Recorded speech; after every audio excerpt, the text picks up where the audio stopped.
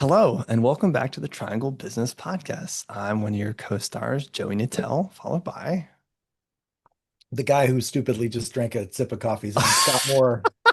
Um, why did I do that? why do we do anything? You know what I Ooh, mean? that sounds like a good intro to what we're going to talk about today, right?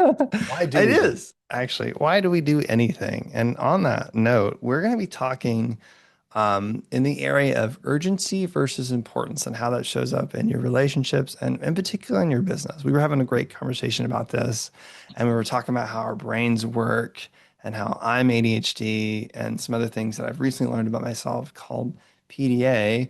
And for those you don't know, it's called pathological demand avoidance, a new term I just recently learned about, and how that kind of shows up in my world, which then went down a rabbit hole of this whole fun concept. And here you share your thoughts, what comes up to mind. Scott, what you want to take it away? Uh, I have a this question. topic is like it's so broad in some ways, and it like we can become conscious of it, Yeah. but trying to stay conscious of it all the time is really a big challenge. Yes. Um, I mean, I think I first heard of this in the same way as many people first heard of it, which is, one of the first books I was reading when I was becoming a coach 15 years ago was like Stephen Covey's The Seven Habits of Highly Effective People. And he Excellent book. talks about the Eisenhower matrix, Hmm. and you know touches on the fact that like ostensibly this was the way that Dwight Eisenhower organized his own uh to-do list. Hmm. Like, oh, invade Normandy, that's probably urgent and important. Hmm. And so I started looking into it, and I started to talk to clients about it in the early days about how they related to it. But as you and I were talking about, when I encountered it again was with Tim Urban's both TED Talk and also his website, Hmm. which is waitbutwhy.com. And and he goes into a deep dive about how procrastination relates to the Eisenhower matrix. And I'm a big time procrastinator. Uh, uh, I I say that the same way that somebody who is sober might say I'm an alcoholic. Hmm. Like, and as I was telling you before we got started, like I don't treat these things. I like that's not meant to be flippant, right? For people who are dealing with addiction issues. I'm just saying that like for a long time I was addicted to being a procrastinator. Hmm. And these days I try not to be a procrastinator. Hmm. Um, I often fail, and but I think about it a lot and do my best to structure my life so that I am not really putting off important things. Yeah. And I've kind of come up with a method that works for me. But what about you?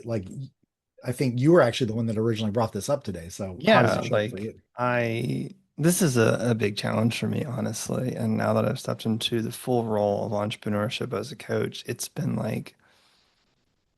very daunting. One of the things I've learned about myself in the past couple years is that for my ADHD brain, when there is an external schedule imposed on me, aka college or school, or when I was at corporate America, there's like a you're expected to be here kind of thing. And I was pretty good at other healthy habits. I had a lot of amazing healthy habits actually. Like I would either work out either in the morning or at night or after work, and I would read every day and I would meditate and I would meal prep. And I was like, I'm doing pretty good. And then ever since I moved into my house, which is a big disruption, what I do know about habits is that a little side note here for the audience is that this comes from Atomic Habits, great book. And whenever there are major transitions in your life, divorce, marriage, new house, moving, new job, loss of job, it's easier to break old habits and start new habits. It's easier to break good habits and bad habits and start new habits or good habits and bad habits. So that was a factor here too.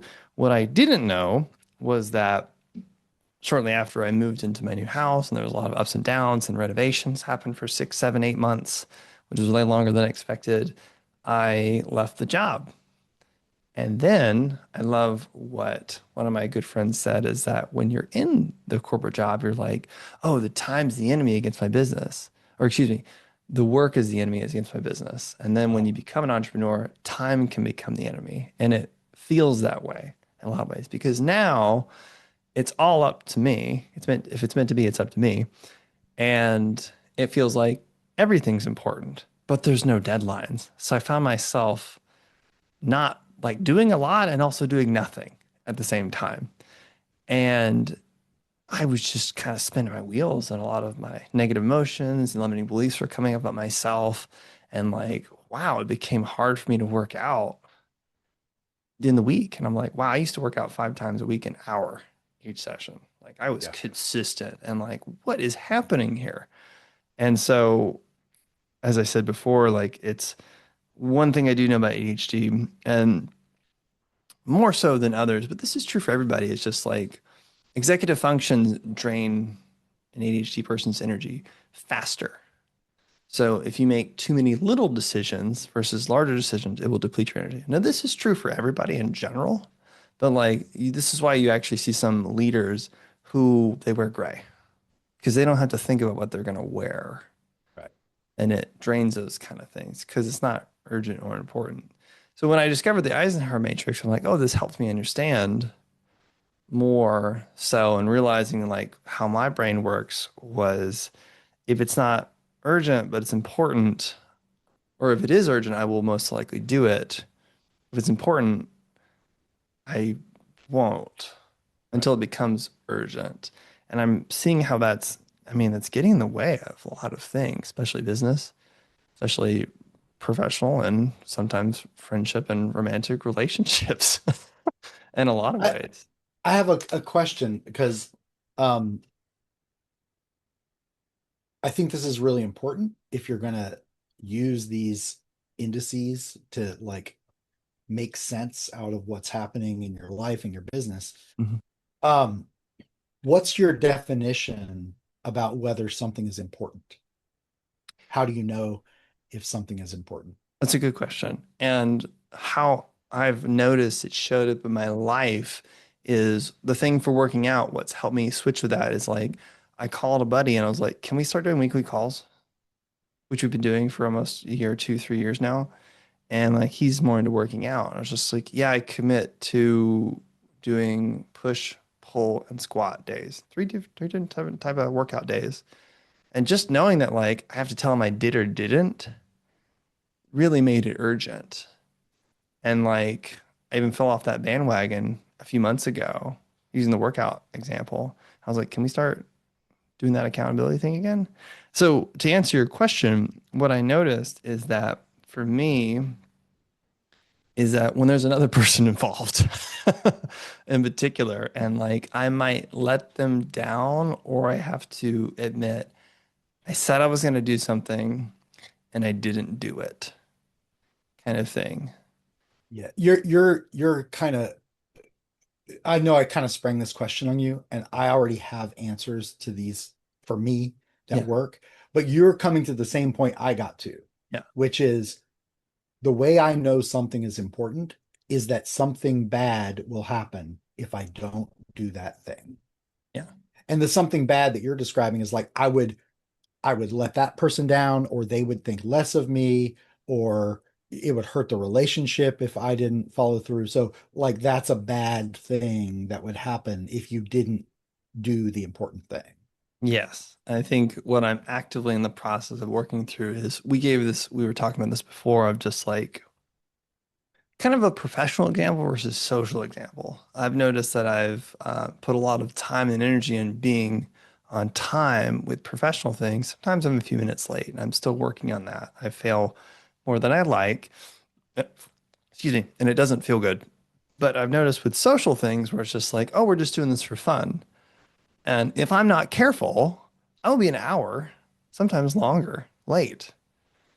And where that's been a conflict is some people who are more poignant I know we've talked about this before, but even friends who consider social gatherings to be like rude if you're late, that hurts the relationship.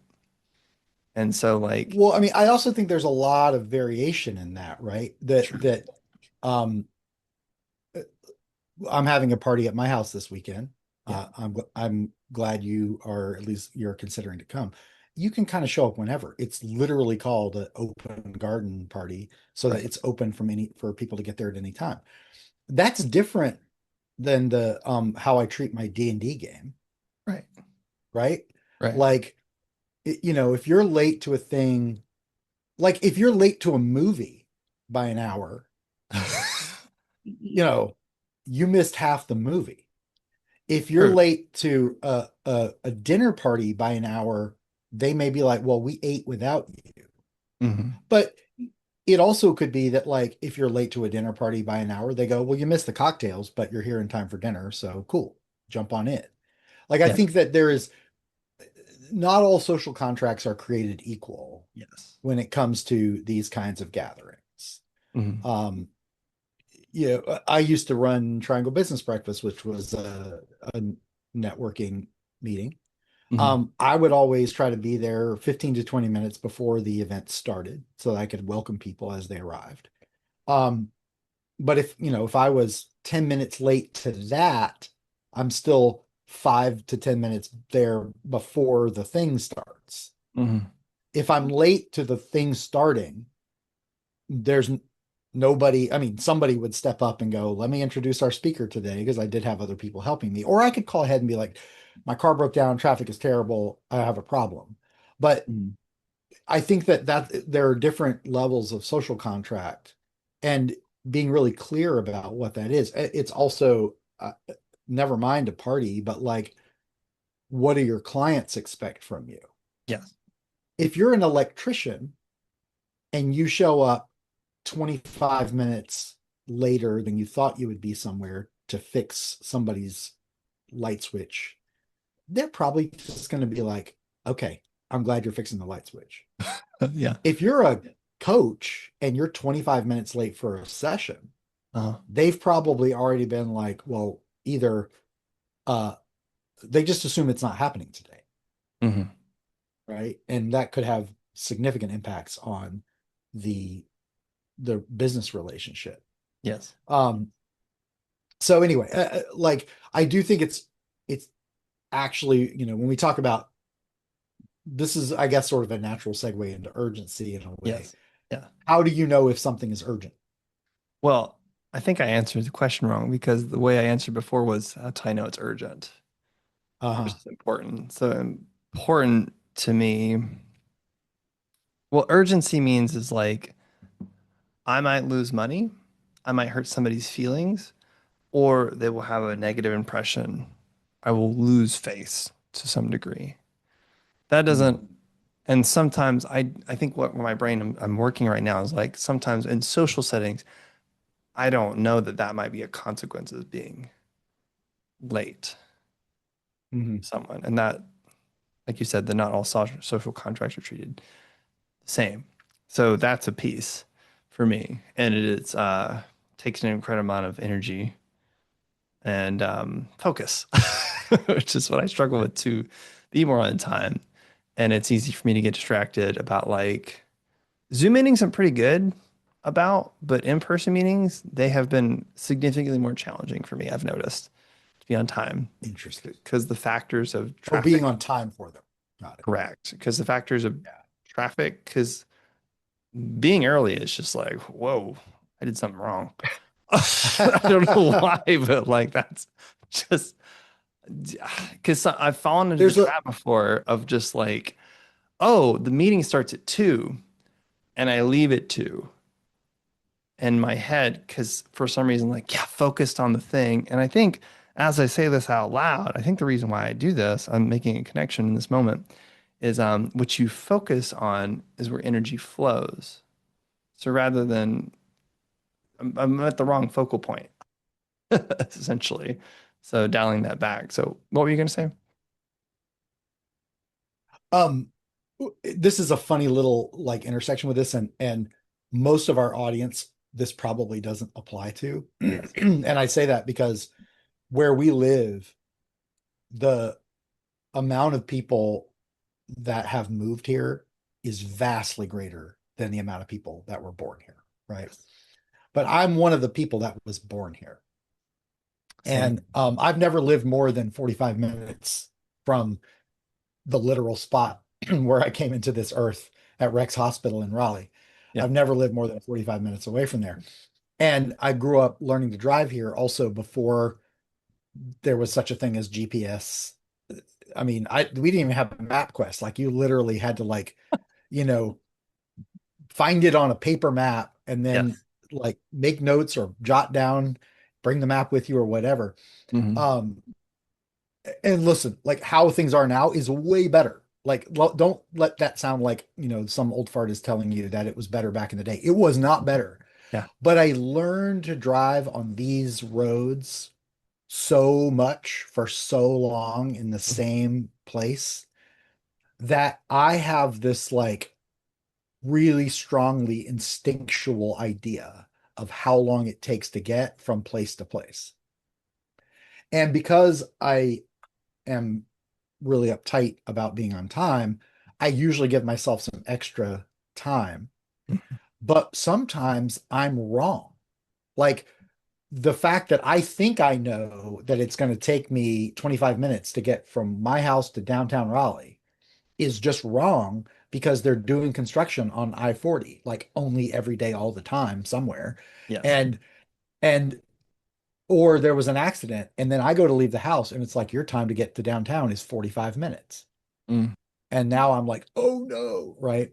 And so it's that like, you know, I'm making too many assumptions sometimes. Or like a lot of it is also just um, the population has gotten so much higher and Hmm. the traffic is just more Yes. that it, used to would take this amount of time to get from here to Cary first thing in the morning during rush hour. Well, Hmm. it got way, way, way worse for a long time. And then suddenly, a year ago, it got way better because they finished the 540 outer loop. And now, as long as you don't mind paying $7 or whatever, you can get there in probably, 40% less time. Oh, yes. Um, so that kind of stuff, like when we talk about urgency, by the way, just my definition of urgency is, does it have a deadline? Yes. That's a good way to put it. I'm kind of the same way. Yeah. And like, I run my whole life, my business included, by my calendar. Mm. Like whenever I make an appointment with another person, I of course put it on the calendar. But even with like if I make an appointment with myself, I put it on the calendar. Like sometime in March, I will put on the calendar buy TurboTax. And on that particular day, I will purchase TurboTax and get ready to start doing my taxes. And on Yeah. a separate day, it will say I will block an hour and be like, for this hour, it'll say get started on taxes. Yeah.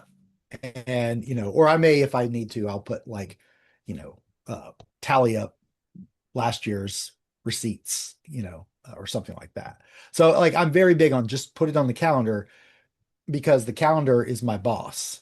Um, Yes. and I say very often, like our biggest problem in small business is we don't have a boss. So I had to invent Yes. one in my Yes. calendar. Um, I think what came to mind when you said that is like, I don't know if I answered the question, what I think is important kind of thing. I may have Well, loosely if said you were answering, I asked it, but you may have been answering a different question. I So how was. do I you was. qualify if something is important? I think what comes to mind as you said that, it's just like a couple things is one, I put all 100% of business stuff on my calendar. I Mhm. don't put as many social things. I've started to because it's helpful. So I'm crossing over, if you will. And with importance, I'm like, this would be a really good idea. I see how this could benefit me and maybe others, whether it's like certification or training a book, things like that. Or like, hey, there's some like I use the analogy of like procrastinating on something, and I'm like, oh, I went and go painted my house. I touched up the parts of the house where the boards don't connect because if you paint that, it Uh-huh. makes sure they don't rot, right? I'm like, this is really important. It's not urgent. So that would be an example of like, I need to do this, but there's no Yep. deadline for it. So I guess that would, yeah, that's how I'd answer it. Well, again, like I'm not attached to my definition, Yeah. but one of the reasons that I arrived at my definition for me about importance, like, defining importance as something bad will happen if I don't do it, Yes. is it gives it some like teeth, Yes. right? Yeah. Like, because if I'm just like, this would be a good idea for me to do, Yes. I'm like, lots of things would be a good idea for me to do, but it would be bad if I didn't do my taxes. Right. And it would be bad if I didn't get to the airport when the plane is going to leave. Yes. Like that's going to cause me tons of problems if I'm late for that. Um, so like that's just the way that I've defined it. I'm not a very negative person most of the time, Yeah. but in order to like wrangle this human being that is Scott Moore, who doesn't want to be told what to do, I need it to have some teeth to it. Uh, Mhm. um, anyway, like I guess, have you recognized, like when you talk to other people about this way of organizing what they're up to, like, Mhm. I mean, I always just talk about like what's on your to-do list and which pieces of it are important and urgent. Do you Mhm. find that most people are pretty receptive to this as a structure? Honestly, a lot of people don't even think about it. Frankly, I've had conversation. People are like, "What? I never thought of it that way." They feel it, but they don't consciously know it, Mhm. kind of thing. Or I mean, people who are the other opposite, who are just like a machine, and they're really organized, kind of thing. Um, so it's kind of a toss up, honestly, in my spheres of people where I've been into, because I've one thing I've learned the hard way is that just because somebody's successful in business, I make up the story that they got some shit figured out. That is not always the case. And they're just kind of they got some things working.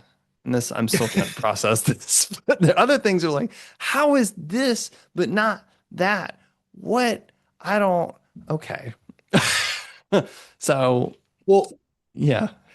yeah, I get you completely about that. Like, I'll have calls with clients, Yeah. and there's there's they're all different, but there's some really interesting trends, right?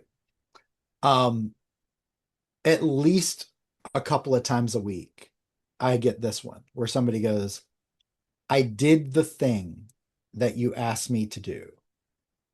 I did it like 20 minutes ago so that it would be done for me to, you know, for me to be on this call with you and tell you I did it. Mhm. And I'm like, awesome. Like, that's how accountability works. Yeah. And they're like, sometimes I feel bad that I did it at the last minute. And I'll say, like, well, first of all, I know you did because that's how procrastination works. Yes. Like, procrastination is just choosing to feel bad for longer because you could have done the thing before, but you waited and you felt bad about it the whole time that you were coming up to the deadline. Yeah. Okay. And sometimes you go past the deadline and now you feel extra bad. But that's all it is. It's just a choice to feel bad. That's my antidote for not procrastinating. It's like, why am I choosing to feel bad right now? What I could be doing is feeling good. How do I feel good? Do the goddamn thing. Right. Yeah. And and that will motivate me. Hmm. But so they'll say, but I shouldn't have done, we shouldn't have waited to the last minute. And I'll be Hmm. like, that's why the last minute was invented, was Yeah. to do the thing. Yeah. Um, but the other one I get a couple times a week is somebody goes, I feel like I didn't get anything done this week since I talked to you last. I'm like, okay. And so like I'm not beating anybody up about that. I've had plenty of those weeks. But also, you know, if you had a bad week, you had a bad week. But if I say if this is the third time you've told me that, hopefully not consecutively, because that means you didn't do anything in 3 weeks. But like if you show up like this 2 weeks in a row, I'm gonna be like, let pull up your calendar. What did you have scheduled that you didn't get done? And then they'll either pull up the calendar or not pull up the calendar, but often they'll say, oh, none of this stuff was on my calendar. I'm like, well, then so no time was allocated to do it, Mhm. but you just thought I should just magically get it done amongst all of the other things I was supposed to do. And, this is why I use my calendar. Like, because if I don't put it on the calendar, I think I should do it, but no time was allocated to do it. Yes. What is it? What gets scheduled gets done. I I've mean, heard that maybe, expression saying, but not always. but I think it improves our odds. Yeah. I'm like, if I Okay. think something's important, like something bad will happen if I don't do this, I'm a fool if I don't put it on the calendar Hmm. because my odds of doing it when no time is allocated to it is really low. Hmm. I will let something else get scheduled in front of it. So I'm like, if it's important, it must go on the calendar. Yeah. And by putting it on the calendar, I just gave it a deadline. And this is how I operate my whole life is like I'm only ever in quadrant one, which is urgent and important. I've decided it's important and it has a deadline, which because it's on the calendar. I wish that would work for me. I've made many deadlines for It, myself and it's a struggle for me. it may not work for everybody. I'm not, this is no part of this is me, Scott Moore sitting in his ivory tower saying, I know the way. This is only me saying, like, I've screwed this up literally thousands of times. Yeah. And finally was like, I gotta find a way. Hmm. I mean, this podcast is, I'm sure it could be applicable to lots of people, but we're here to talk about business. Hmm. And I will say for at least probably the, fifth time in however many episodes we've had, the single biggest identified problem I've seen in small businesses is isolation. And part of being isolated is not having a boss or even a partner who is going to hold you to what you said you would do.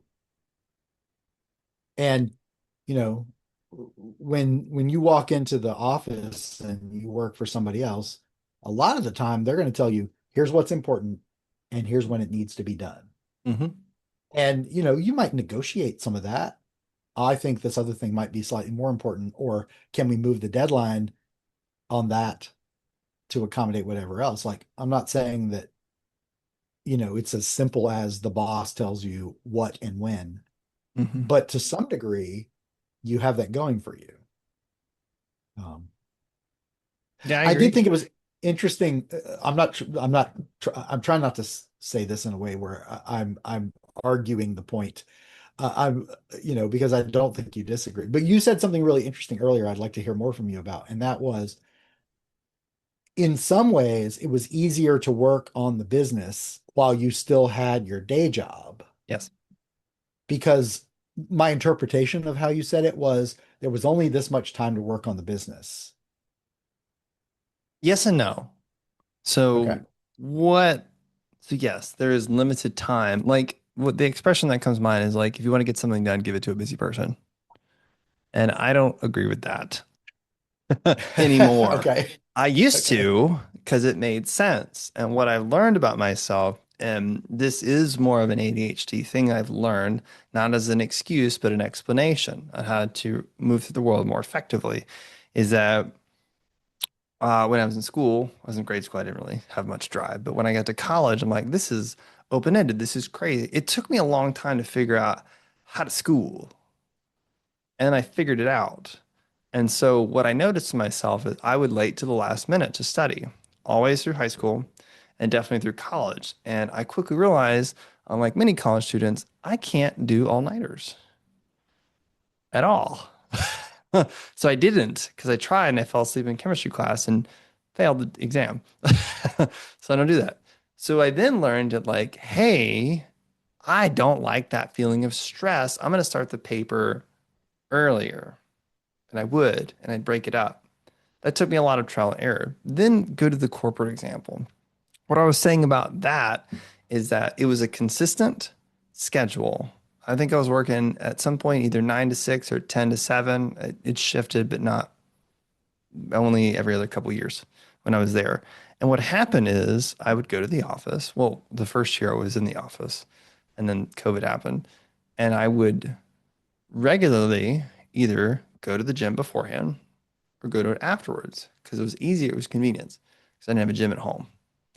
And I'm like, wow, I found it easier to do that. And then when COVID happened, I got on a really good schedule of like waking up at kind of the exact same time because it was expected to be there a certain time. There was an external, there was an urgent and an importance at all times because I didn't want to get fired, which I'll get into in a minute, which is a negative motivator versus positive motivator. I'd like to explain that in a minute. But to finish my thought here is that it was a cocktail of factors of there's less time to do the thing. So there was an urgency piece of just like, I don't have a lot of time. Because what I do know about myself is now that as an entrepreneur, when I have all the time, a lot less stuff gets done. And I've Uh-huh. noticed that about myself. But also the rigidity of like somebody expecting me to be there for some reason, my brain is just like, yeah, I like this momentum. Even if I hate the job, let's keep it going. So now it's all me with momentum. And I'm currently working the process like, how do I navigate this without like burning myself out? Because it feels like I am in a lot of ways. And it has been very challenging for me. So, yeah. Yeah. I think I think this is central to the struggle of most entrepreneurs is deciding how, like, what are we going to do and when are we going to do it? Hmm. And we make freedom a big priority. And I love that freedom is a big priority for a lot of entrepreneurs. But what I find is that when I have a big open expanse of time to do anything I want, frequently I don't do anything I want. And I'm like, that's weird. Why is that? And I will tell you, I know this is super privileged, but going to a 3-day work week for me was one of the best things I ever did because it actually organized my time a lot more. And it was like, if I'm going to do a work thing, it's got to be on Monday, Tuesday, or Thursday. Mm. And if I'm going to do a fun thing, it's got to be on Wednesday or Friday or Saturday or Sunday. Hmm. But like, you know, like normally every week I work out on Wednesdays. If I got a doctor's appointment, I'm like, they're like, when do you prefer to when do you want to schedule this? I'm like, do you have a Wednesday open? Right? Because I know I block those days for personal stuff. Hmm. So it like actually makes it easier for me to organize things in my brain and on my calendar to know these are the times for those things. Right. And yeah, it just got me kind of curious because like I do end up talking to people occasionally who are like, well, I'm still working my day job, but I'm trying to start this business. Yeah. And they're often like, do you recommend I quit the day job as soon as possible? And I'm like, no. Like figure out the one of the indicators of successful businesses is that they're doing the business already really passionately in this tiny little bits of time that they have outside of what their other schedule was. Hmm. And I'm like, that's a good way of knowing that you'll probably keep doing it even when you have much, much more time. Hmm. But not, but you got to put some constraints on your calendar. I agree. Yeah. I like what you said there, where it's just like having 3 days of work, 2 days of fun kind of thing. And like, I don't work on weekends. I mean, sometimes I'll do some things, but most of the time I don't, which is that's my fun. So like I probably need to relook at that of just like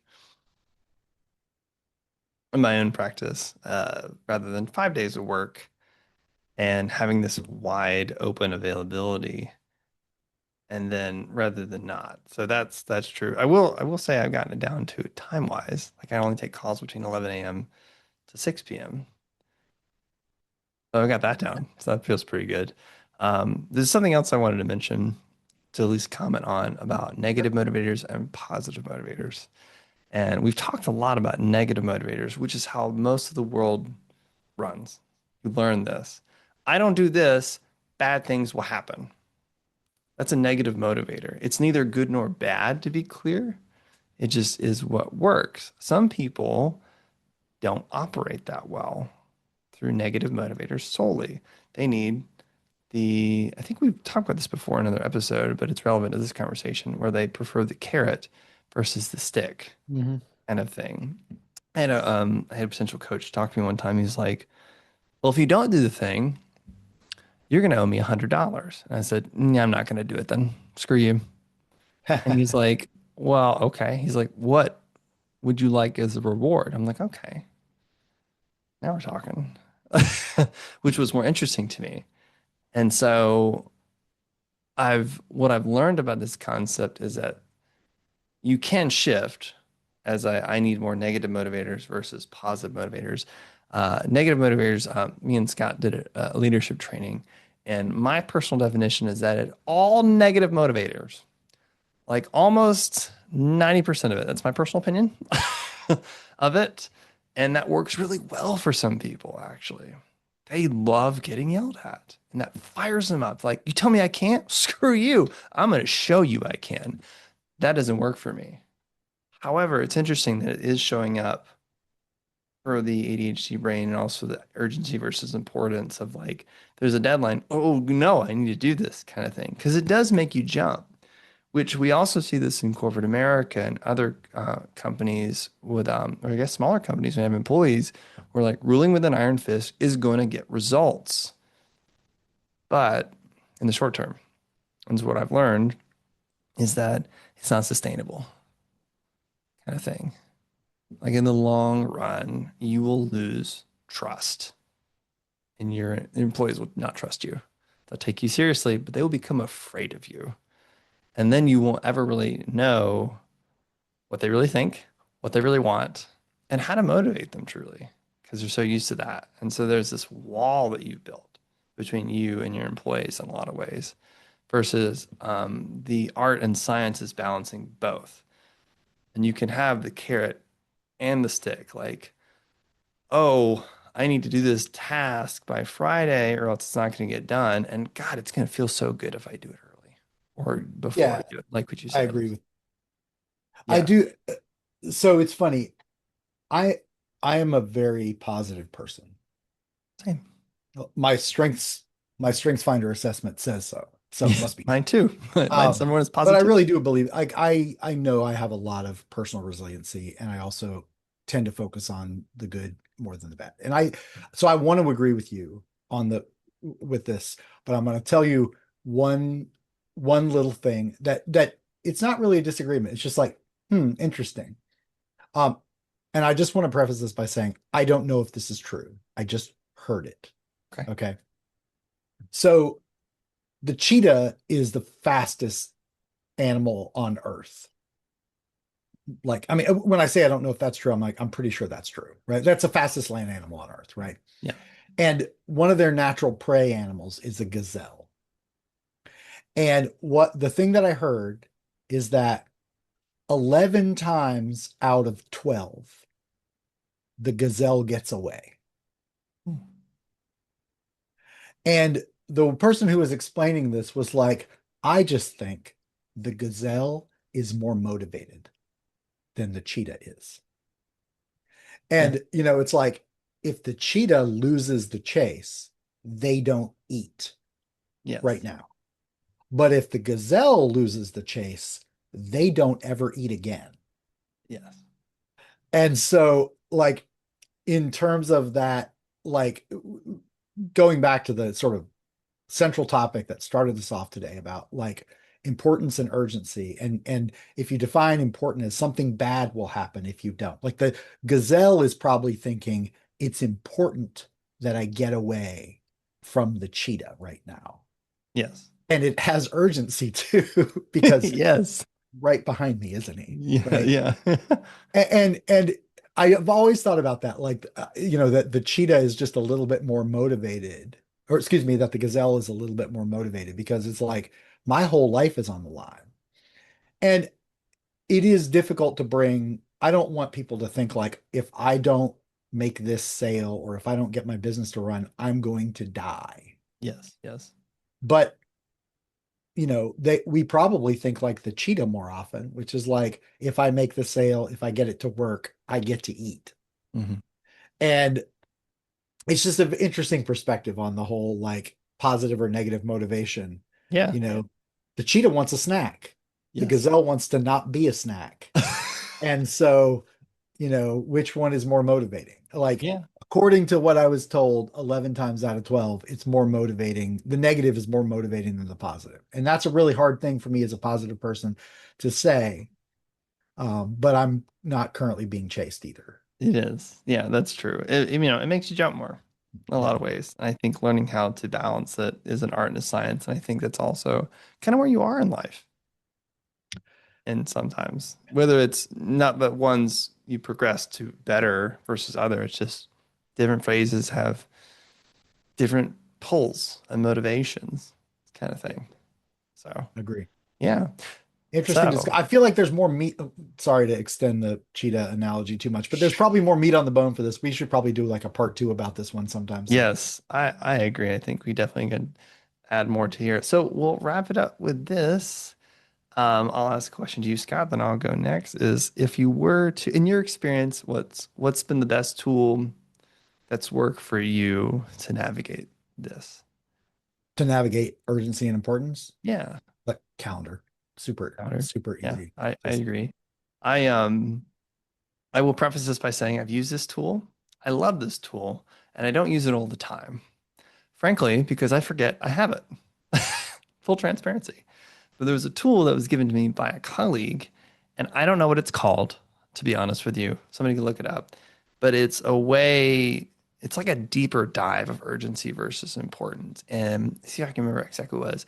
You have a to-do list, and then you score it on like a 1 to 10.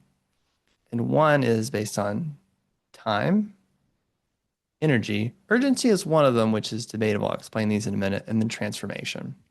So how it was explained to me is if it's for time, if the activity is going to take you 30 minutes, that's a 5. Or okay, sorry, I think it's an hour for 5. If it's okay, more than 2 hours, you need to break it up into 2 tasks, got it. essentially. So time is that. Energy is like, how much effort is this going to take? Like working out is a 10, unless you're going for a walk, right? That would be Okay, a lot of that. Urgency was, I mean, this kind of breaks it down and not understanding urgency, but like if you don't send the email, you didn't make the sale on a Friday afternoon on a weekend when they're probably not in the office. There's that piece too. Like, is it kind of urgent there? And the last one is transformation, which is like, if I do this task, like how transformative is it going to be? He's working out because for me, that's transformational. Like my mind space is in good place, my body's feeling good. That feels transformational to me. So I'd be hmm higher. So then what you do is you tally up all the points, and like the max point is like 40. That's your the most time, most energy, the most urgency, and the most transformation. Like probably should do that one first in a lot of ways. You ever heard Okay. of this tool before? I've not. I'm intrigued. And I think that there's gauging those things. I think that we Sure. we should have a jot this down. He delegated. Um, but we should have a conversation about. I think that transformational piece is actually really important because to me, something that changes things has a higher level of importance than something that like we do it because it maintains the status quo. Yes. Like I take out my garbage every week because I don't want my house to be full of garbage. But if I Right. like hired like a housekeeping service Yeah. and they came in and they handled all that for me, Hmm. that would probably transform, that would, buy me a big chunk of time that Yes. I would change my relationship to my schedule. Um, It's a good way to put it. so, And I yeah. think we should talk about that next time. Yeah. But anyway, thank you all for listening and tuning into this episode. If you like what you hear, give us a follow, comment, tell us what you think, tell us what you want to hear more of. And as Yeah. And as also let us know if you want to come on here and share something. Like we are looking for guests and yeah, we're excited to be, we have a list of people that have indicated some interest, but we want that list to get longer because it's more fun when there's more people. always more fun when there's more people. That's for sure. Anyway, till next time, y'all. See you later. Bye-bye.